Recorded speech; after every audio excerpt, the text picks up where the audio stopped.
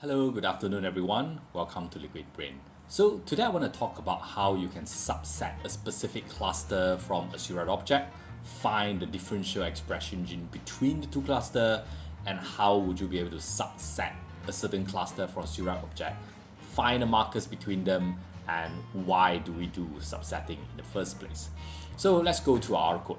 So again, I do not write most of this code, and you can download this code directly from the GitHub repository down below. I did make certain modification from the original one, but if you prefer to watch the original one, you can actually go down to the video description and which will actually bring you to the original tutorial by the developer of this library. They include a lot more information that I'm not able to do that in a video.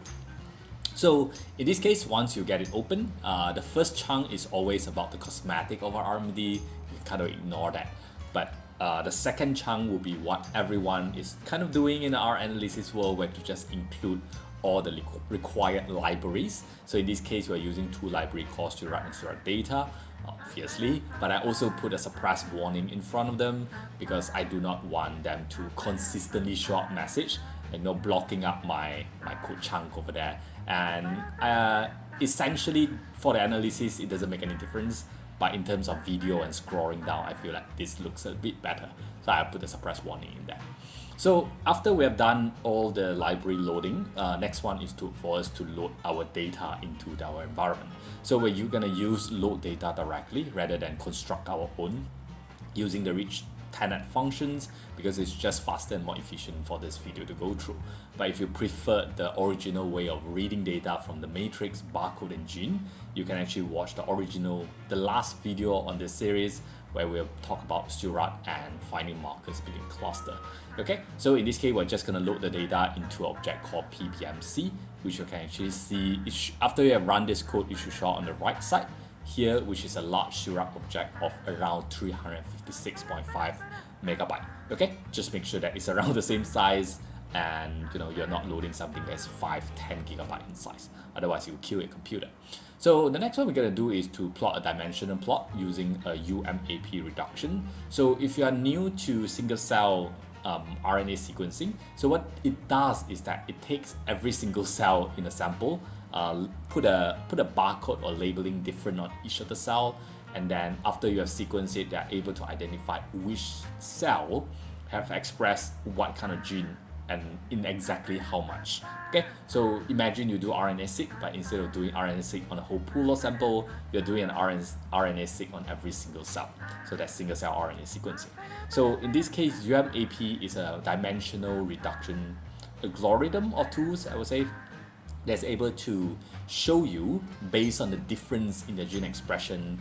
They group them into different clusters. So based on the gene expression, we can see that B up here express things that are very differently from this cluster down here, which consists of NK, CD8, memory T, native CDT on the second cluster. And again, there are this cluster again is different from CD14 mono, DC, and FCGR3A, and so on and so forth. So pellet cell again is in a separate cluster, which means that the gene expression are very different from three of the group. So the nearer the distance, the more similar they are. So in this case, what we need to focus on in this video is actually, I don't need most of them. So for example, if I'm researching only on CD14NA and CD14 mono and FCGR3A, I want to subset these two out, and I want to find some differential gene expression between them. Okay, or my computer simply is unable to run the whole Seurat object continuously, so I need to isolate a certain smaller part out for me to run my analysis. Right, so the first thing first, of course, is to identify all the different clusters, because they might not be able to show on screen if you have like 2,000 different cluster, for example. I don't know how big your analysis is gonna be. So now come the important point: how to do subsetting. So subsetting a Seurat object is pretty straightforward actually, but you need to identify what kind of data type you want the subset to focus on. So in this case, we're going to do a subset based on the cluster, which is in this case called ident_s. I believe it stands for identity. Okay, so you can just do the name of the cluster where idents equals to the name of the cluster. So you can do a single cluster or you can do multiple cluster. Doesn't matter, it will just isolate for you directly. But this is not the only way, where you can also subset based on expression level. So in this case, maybe you want to filter off the housekeeping gene so that it doesn't contaminate the rest of the calculation. So you can do, if the expression is too high, throw away all of them. So on the other way, if you want to filter off some of the noise in your Seurat object, you can also do the subset based on expression data. Okay, so the subset based on a combination of criteria, which is again just the two above combined, run in a single line, and I will only suggest if you are already familiar with the subsetting in R and so on and so forth. Otherwise, it's always clearer, not just to yourself, but also later when other people are trying to read your code. Making 2 lines that is easier to read is always better than 1 line that does a lot more thing.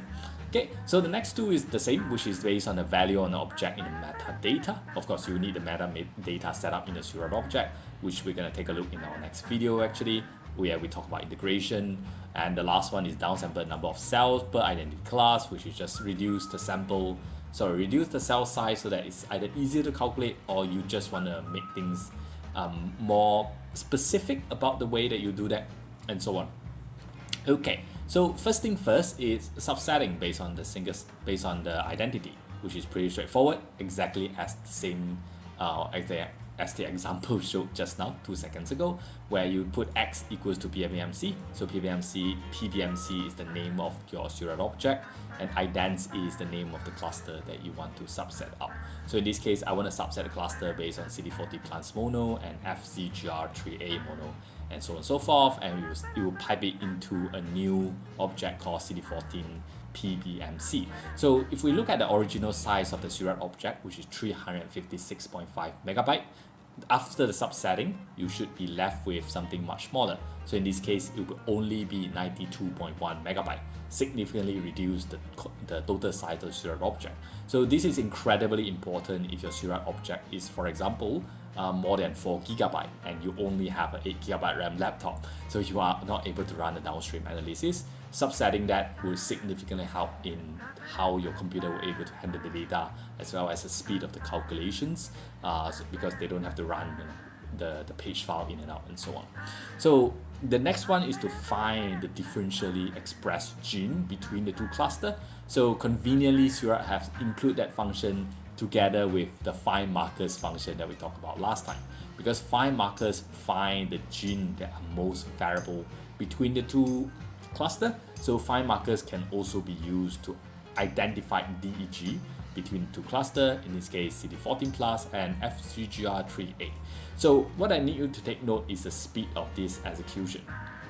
Okay, 2, 1. So the whole analysis on the subset Seurat object is about 6 seconds. So next one, I actually purposely include this so that we are able to identify roughly what are the speed difference between the original object and the subset object. So I believe in this case they're not going to be that different. Yeah, they're not going to be that different because the subset calculation is pretty simple, but they're both 6 seconds. But again, we do talk about the memory requirements just now, where if you subset it, it's going to be less intensive on your RAM. So the next one, of course, we not only can do a 1 versus 1 calculation, but in this case, if you only do a CD14 plus mono and now, means it will compare to all of the other cell, which in this case, there's only 1 cell. Actually, no, there's a lot of cell. So in this case, they are actually comparing to all the other cell, which is why it takes a little bit longer. And if you do want to avoid this, you can just do PBMC CD14 PBMC, so that you only do one to another, just to make the code a little bit easier to run and a little bit simpler to understand. Basically, if you only have 2 things inside your Seurat object, you can just compare them next to each other. So the next one, we're gonna do a little bit on, I would say, optimization or analysis, or make things a little bit faster. Of course, the PBMC object itself is not that big, so that it's not going to make too much of a difference in terms of analysis time. So in this case, we're using a function called system time, which is able to record and report the total number of seconds used in the execution of the code. So we do system time on 2 things, on find markers which is find the gene expression between the two cluster. But the difference between the first code and the second code is that the first one uses the big Seurat object and the second one uses the subset object. And because the file is so small in the first place, you don't really see too much difference, which actually in this case the second one might be a bit slower because maybe some of the background process of Windows, so that it's hard to measure all this thing, so they're not that different. But what you can do is actually run again, on something like DSEC2, which in this case DSEC2 is gonna have a lot more normalization, calculation, and consideration in the overall time. So it should take a little bit longer. So I have not talked about it just now, but we also reduced the number of cell by identity to 500, just again to speed things up again compared to what we have above. So I believe this is gonna take a minute plus to actually finish. So yeah, this will take some time. Okay, I'm back. So I have actually run all the analysis, and you can see that the time required for the calculations of DEG between the two clusters using the original Seurat object and the reduced or subsetted Seurat object, you can see that it's a lot faster. In fact, it's about 12 seconds faster.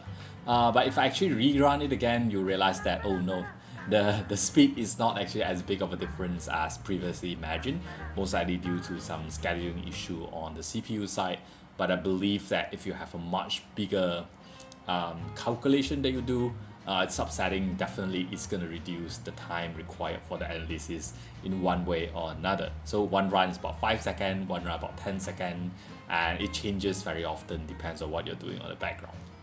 So just to run through the whole summary on the video today, so how do you subset cluster is to simply use the subset function and put your Seurat object in X and put your identity, which is the name of your cluster, as B cell, T cell, and just put in the subset function, and it will actually give you a new Seurat object with only those cluster. So few benefits of doing that. First of all is your RAM and memory requirements of the computer. With a subset object, because it's smaller, it's able to run on the less powerful machine. The second might be the speed of execution, because the size of the Seurat object is smaller, the calculation might be a little bit faster, depends on the circumstances that you're in.